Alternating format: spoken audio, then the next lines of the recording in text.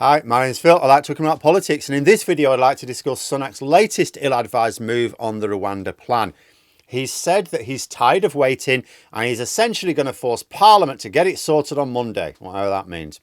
This on the same day that a poll published by the infamous Tory tax dodger, which partly shows why Sunak is making a huge mistake with this focus on the Rwanda plan. So the House of Lords has now amended Sunak's Rwanda safety bill multiple times. Tories in the House of Commons keep voting the amendments out again, with the slight exception that they are coming round to the idea of accepting that maybe we shouldn't be sending people who've worked with the British Army to Rwanda. Now, there are lots of reasons why the Tories were mad to ever implement this Rwanda plan. It can't possibly work to deal with the problems they claim. It's just been a way of funneling money to another country. It's effectively allowed the rise of Reform UK as well, the number one source of lost Tory votes, and the reason why the Conservative Party now faces a possible election result which would see them as the third largest party. If it weren't for the fact that they were enabling Reform UK, I mean, they'd be looking at losing. They'd probably be looking at losing quite badly, but it wouldn't be that bad. Part of the reason for this can be seen in some of the polling conducted by Ashcroft. On the subject of the Rwanda plan, it shows public opinion is very, very split, with a slight lead in favour of scrapping it. However, there is massive disparity when divided along party lines. 66% of Conservative voters, that's those who voted Conservative in 2019, want the plan implemented, to only 15% of Labour voters and 16% of Lib Dem voters. Now, this poll is not as useful as one showing current voting intentions rather than 2019 ones, but given the scale of the divide, it's still instructive. It shows what other polls are showing, that there is no reason for Labour to support the Rwanda plan at all, or even hint at it. Indeed, Keir Starmer's been really clear he would scrap it immediately. It's not a policy that is giving Labour any difficulty with their election strategy at all. In fact, look at Labour's response whenever the Tories try to push it. You know, the likes of Sunak or Cleverly, they'll keep blaming Labour peers in the House of Lords for blocking their legislation, which isn't true. I mean, nobody's blocking the legislation, otherwise it would have already been sunk. They're just making sure it complies with the law as dictated by Parliament. Also, the Tories have way more voting power in the Lords than Labour. The Tories are by far and away the largest individual party in the House of Lords. They just don't have an overall majority. Labour could just point this out, but they don't. They don't bother. The Tories also keep saying that there's no alternative to their plan, that Labour don't have a plan of their own to deal with the issue. They do. It's published on their website, and Yvette Cooper keeps talking about it every time the issue is debated in the Commons. Labour could push this as well, but again, they don't. They simply don't feel the need to act defensively on this policy when the Tories are talking rubbish, and that is because their polling tells them that they're not vulnerable to these Tory attack lines. The Rwanda plan is not a wedge issue, at least not with Labour. It's a huge wedge issue between the Tories and Reform UK, and not one which is working in the Tories' favour. But before we sort of leave these results, let's look at that 21% of the Tory voters who don't want the policy implemented. Further questioning showed that 62% of these wanted it scrapped because it's expensive and impractical, with another 30% thinking it's just a rubbish way to treat people.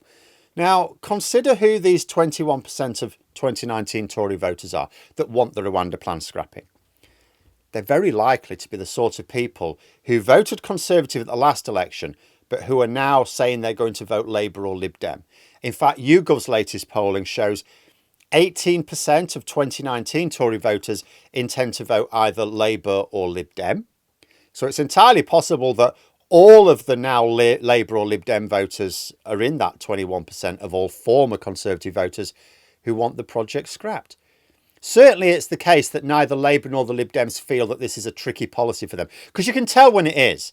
Sometimes you can tell when the Tories have a reasonably effective line, because Labour particularly have to be a bit coy, or their rhetoric doesn't always match their policy. No, they just go, no, it's rubbish policy. We're just going to scrap it. Are you going to scrap it even if it works? Yeah, we're just going to scrap it because it's rubbish. So Labour's own internal polling must indicate they're not prioritising voters who approve of the Rwanda plan at all. So with Sunak and his Tories pushing the plan in election year, what they're doing is pushing a wedge issue with Reform UK, but behaving as if it's a wedge issue with Labour. And I don't think it's any surprise that the Tory campaigning hasn't hurt Labour's poll lead at all, and yet Reform UK have been gaining vote share in the polls. Sunak is getting his handling of this and other policies all wrong. And if he raises the stakes next week by forcing Parliament to keep voting on it until a resolution, don't know how he's quite going to do that, but we will see, I suspect he's just going to play even more into Reform UK's hands. I saw reports at the start of the year that suggested that Tory strategists were advising Sunak to get the Rwanda bill through the Commons and then forget about it. Stop talking about it. Focus on the economy. So that was the professional strategic advice that Rishi Sunak was given. It does not seem to me that he is following this advice. Even Boris Johnson followed his strategist's advice during election campaigns. It would appear that, if anything, Sunak has an even more inflated sense of arrogance than Johnson. I did not think such a thing possible. But then there was a time when I thought that they couldn't get a worse Home Secretary than Priti Patel. In fact, the very first chart in the poll report on Conservative Home shows the scale of the problem for Sunak and the Tories. And it is in line with other polls on the same issues. Labour are leading on all of the usual political issues, which inform voting behaviour. The Conservatives are not leading on anything. Now, I've said before, even in 1997, when Labour won a landslide, it was a dominant election win, the Conservatives still led on some areas. They still had some areas where they were dominant. This is genuinely new. And it'll be interesting to look at things like this when we have the actual general election results, preferably sooner rather than later. But all I see right now is Rishi Sunak, no clear trajectory in his strategy. And I think that is because he's not following any strategy. He's paying for one, or the Tory party paying for one. He's not following it. He's reacting to what he sees as internal party pressures on a daily basis and doing or saying whatever he can in order to still be Prime Minister at the end of the week. You know, there is a school of thought, which I cannot disagree with, that Rishi Sunak does not care about the election. He doesn't care what the results are like. He's just focused on, you know, the India trade deal or any other way he can use his position to make himself and his family richer. That's his focus. And therefore his focus is remaining Prime Minister long enough to be able to do it. Which means he doesn't care about whether the strategy is going to be useful for the election or not. Just does it keep him in power for long enough? And he's not doing himself any favours by giving his MPs so much time to plot and discuss whether or not, you know, he should be leading them. He's not really giving them much to do in Parliament. Like, you look at the parliamentary business, okay, there's a lot of bills being debated next week in theory, but they're not really. There's not going to be many MPs present for them because the debating's done and dusted. You know, some of these bills have just been hollowed out of everything, almost everything the Tories promised. Like the Renters Bill, for example, that's been debated on Monday. They've taken out everything they promised to do with it. So it's just MPs voting. That's all it is. You know, they'll be in the tea rooms or in the bar discussing things with each other. Oh, what should we do about Rishi Sunak? And then when they hear the bell, they'll go and vote, and that's it. There's no serious debates to be had. Tory MPs are just focused on the election and whether it is better to be led by Rishi Sunak or that half-eaten sandwich they found in a desk drawer. I mean, this chart is just a disaster area. And given that it was produced by a prominent Tory and presented on Conservative Home, Tory MPs will have seen it. I mean, what on earth do you do with this?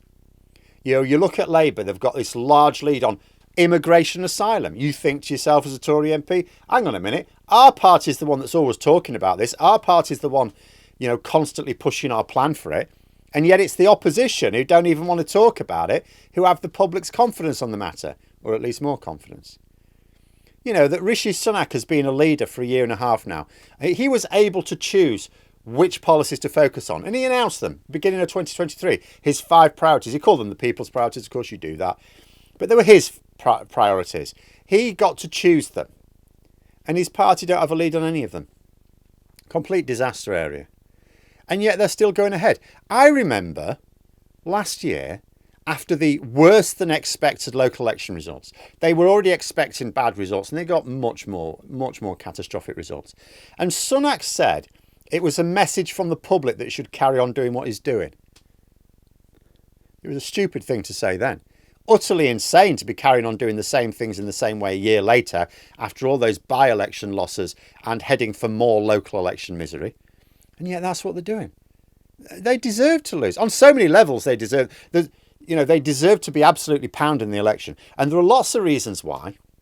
But their utter stupidity in the face of overwhelming evidence that they're getting the basics wrong is reason enough. It's the stupid evil. It's always the stupid evil that somehow irritates me the most. But there we are. Those are my thoughts. If you enjoyed the video, please subscribe for further content and click the like button. You can also sign up for memberships if you'd like to support the channel further. Thanks for watching. Until next time, I'll see you later.